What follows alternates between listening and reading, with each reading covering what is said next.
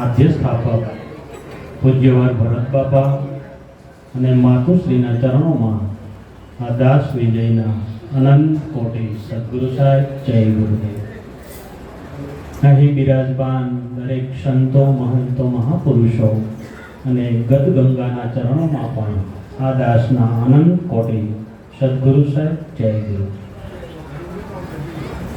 કસલ ગામની પવિત્ર અને પાવન ભૂમિ જ્યાં હંસા કરે કિલોલ, આપણે એવા ઉરમાં જઈએ ભાઈ જ્યાં આપણા પોતાના મળે. આમ તો અમારે રામગીરી બાપુને ત્યાં ગયા અને ત્યાંથી પછી બાપાને આમંત્રણ આપવાનું હતું વાયક એક કાર્યક્રમનું. અનાયાસ યોગ બની ગયો વાલા. અમે અહીંયા આવીને જોયો તો ખૂબ આનંદ થયો અને બાપાએ કીધું કે ગુરુ પૂનમનો સવાલા, તો અમે પણ સદભાગી બન્યા કે મહાપુરુષનું સાનિધ્ય સાંભળ્યું, આપ બધાના દર્શન થયા. સંતો મહંતો અને મહાપુરુષોનું એક નિચોડ છે ભાઈ કે સદગુરુથી ઊંચું પદ આ જગતમાં કોઈ નથી, કોઈ નથી, કોઈ નથી. તમે અબજોપતિ હો, કરોડપતિ હો, ધનવાન હો, મોટા વિદ્વાન હો, આઈપીએસ હો, આઈએએસ હો, પણ બાપ ગુરુ એ ગુરુ છે. ગુરુથી મોટું આ જગતમાં કોઈ નથી. એવું આખા બ્રહ્માંડના આ વિશ્વના જે કાંઈ સંતો મહંતો મહાપુરુષો કહી ગયા એ બધાનો નિચોડ એ જ છે. એક ભજન ઋષિ માર્કંડનું છે કે એમાં 50 કરોડમાં પાણી. અમે આવ્યા ત્યારે એ જ નક્કી થઈ ગયું કે 50 કરોડમાં પાણી છે અને વચ્ચે આ શક્તિ દર્શાણી તો પૂજ્યવર ભરતરામ બાપાએ શક્તિ ઊભી કરી. બાપ એ કઈ શક્તિ? તો કે આત્મા શક્તિ. આ 50 કરોડમાં પાણી નથી. અમે આવ્યા બાપ બધે દરિયા જેવું લાગતું હતું અને એ દરિયાની અંદર, એ વિશ્વ દરિયાની અંદર, આ આકાશ દરિયાની અંદર, આ જગતની અંદર બાપ આવા મહાપુરુષો શક્તિ દર્શાવે છે. એ કયા રૂપમાં સંતે કીધું છે એની આપણને ખબર નથી, કઈ રીતે કીધું છે એની ખબર નથી, પણ આ તો પ્રગટ પરચો કે ભરત રામે અહીંયા ઉદ્ભવ કર્યો, આ ગુરુ પૂજન કરાયું તો સાહેબ અત્યારે 50 કરોડ ચારે બાજુ પાણી પાણી પાણી છે ને. તો તમારું મારું પ્રાગટ્ય અહીંયા કેમ થાય? જગત આખું છે, આખું વિશ્વ છે, આજુબાજુના ગામડા છે, અરે અનેક મહાપુરુષો છે, અનેક જગતના અંશો છે, તો બધાનું આકર્ષણ નહીં અને આપ જેવા ગણા ગાયઠા અહીંયા એવા છો. આનું કારણ તો સમજો વાલા. હે અહીંયા અબજોપતિ હશે, આ ગામમાં કરોડપતિ હશે, અરે ધનવાન હશે, આમ તા દેવા વાળા હશે બાપ, પણ અહીંયા તો પગ પેસાડો તો સદગુરુના બાળક નો થાય. એટલે સંતોને વારંવાર કેવું પડ્યું કે મળ્યા છે એને મળી છે. આ પૂર્વ જન્મની પ્રીતે આ નવા ખાતા નહીં ખુલે, આ યુગો યુગની રીતે બાપ. સંતો મહંતો મહાપુરુષોનો નાતો છે એ આજનો નથી. આપના હૃદયમાં કદાચ એવું હોય કે આજે અમને ભરત બાપા મળ્યાના મેના શિષ્ય નહીં બાપ. તમે નમે તો એક યુગોના ક્યારના મળેલા છે એટલે આજે મળવાનું છે.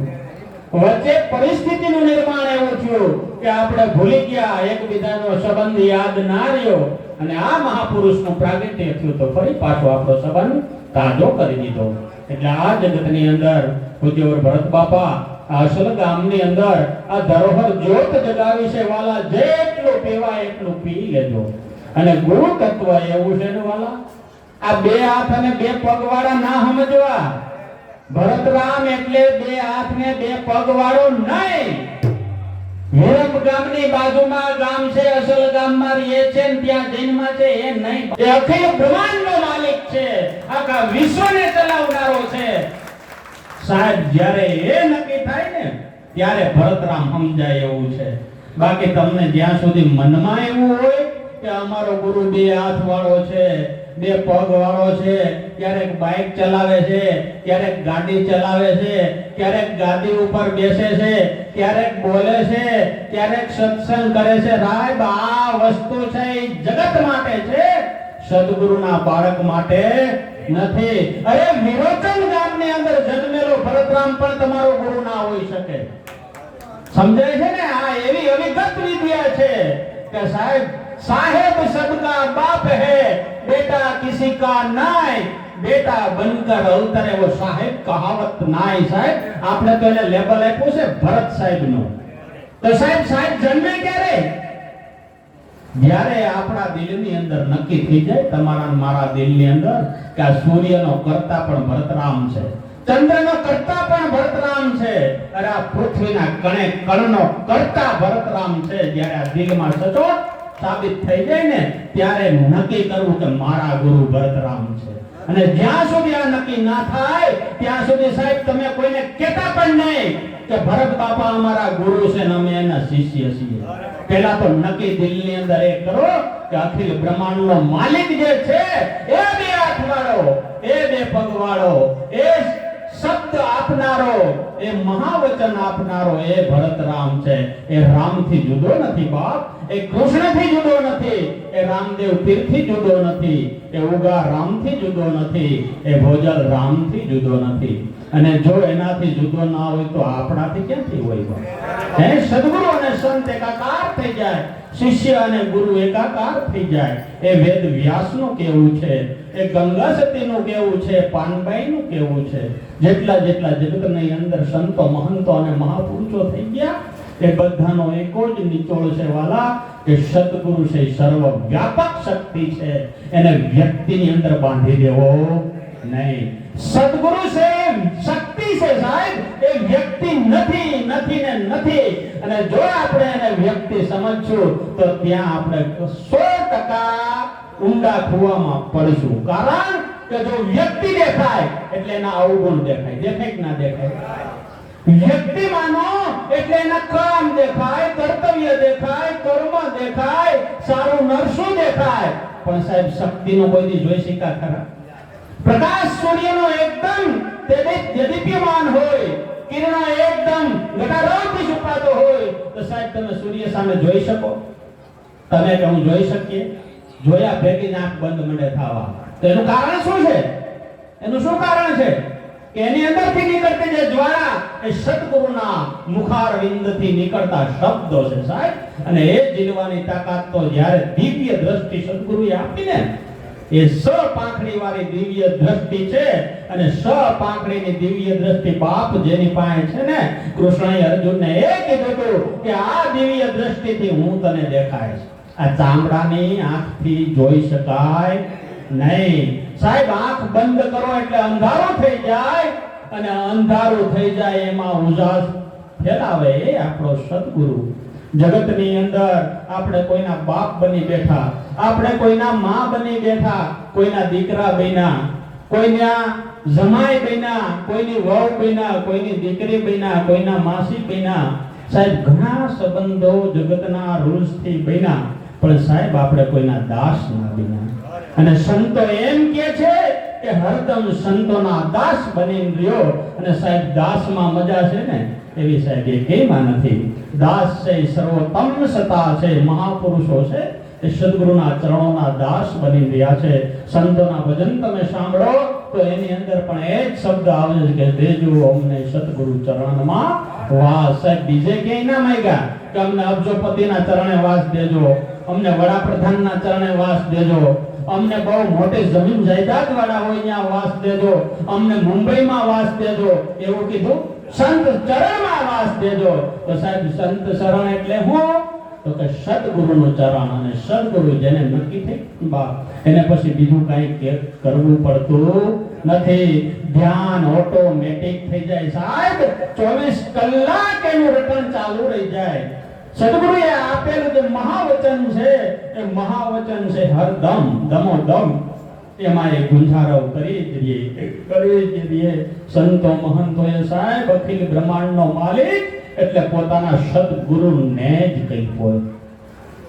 આદિકાળથી લઈને આજ સુધીના સંતો મહંતો મહાપુરુષો જોઈ લો, એમાં ક્યાંય કોઈની રામની કહાની નથી આવતી, કે કૃષ્ણની નથી આવતી, કે રામદેવ પીરની નથી આવતી. અરે અખિલ બ્રહ્માંડનો માલિક આપણે જેને માનીએ છીએ રામદેવ પીર, એને આખો ભજન રચન, ભજનની છેલ્લી લીટી એવી છે કે સતિયા હોકર સતમાં માલો સતની જગમાં છે સવાય, બાર નાથ ચરણે બોલ્યા સિદ્ધ રામદેવ કે પછી સત્યની આગળ નથી બીજું કાંઈ. તો સત્ય એટલે બીજું કાંઈ નહીં વાલા, તમને મને મળેલું મહાવચન સદગુરુના શબ્દ.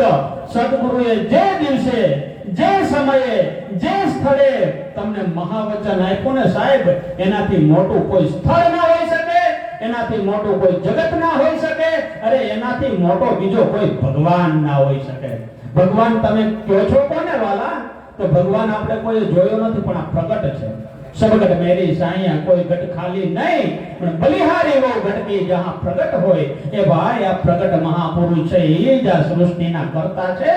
બીજો ક્યાંય નથી, નથી આકાશમાં, નથી પાતાળમાં, ક્યાંય કોઈ જગ્યાએ નથી. જે બે હાથ વાળો અને બે પગ વાળો આપણને મળી ગયો, એની સુરતા, એની મુખારવિંદ, એટલે તો સંતો વારંવાર કહે છે ગુરુ બ્રહ્મા ગુરુ વિષ્ણુ ગુરુદેવો મહેશ્વર ગુરુ સાક્ષાત પરિબ્રહ્મ તસ્મૈ શ્રી ગુરુવે નમઃ. સાહેબ ગુરુની તાકાત તો તમે જો, સંતો મહંતો મહાપુરુષો શિવ શંકાદિન શારદાય જેના જસ ગાય, એ ગુરુની વાત છે. શિવ છે સદાનંદ સ્વરૂપ છે, સદા આનંદમાં રહેનારો છે, સૌથી મોટો શિવ છે. પણ સાહેબ ધ્યાન કોનું ધરે છે? એ તમને મને મહાવચન આપ્યું છે. સીતાજી એમ કહેતા હોય, સીતાજી પૂછે શ્રી રામને કહો અમને વડા ધર્મની વાત. સાહેબ જૂના વાત, જૂનો ધર્મ કે જાણવાની વાત કરો તો રામે સીતાજી ના પાડી દીધી, તારી તાકાત નહીં. કૃષ્ણએ રૂક્ષ્મણી રાધાજીને એમ કહી દીધું કે તમારી તાકાત નહીં. અરે રામદેવ પીરે નેતલજીને કહી દીધું કે આ તમારી તાકાત નહીં. એ મહાવચન સાહેબ, એ સત વચન તમારી મારી પાસે પડ્યું છે. તો એટલો તો વિચાર કરો બાપ કે મહાવચન આપનાર મહાપુરુષને ક્યારે આપણે ભૂલાય? સીતા પાસે નહોતો, રૂક્ષ્મણી રાધા પાસે નહોતો, અરે જે નેતલ કે પાસે નહોતો, તમારી મારી પાસે છે બાપ. આ તલવારને મ્યાનમાં નાખીને મૂકી દેવાની નથી. 24 કલાક તલવાર મ્યાનની બહાર રહેવી જોઈએ. અને એ તલવાર એટલે નામ વચન.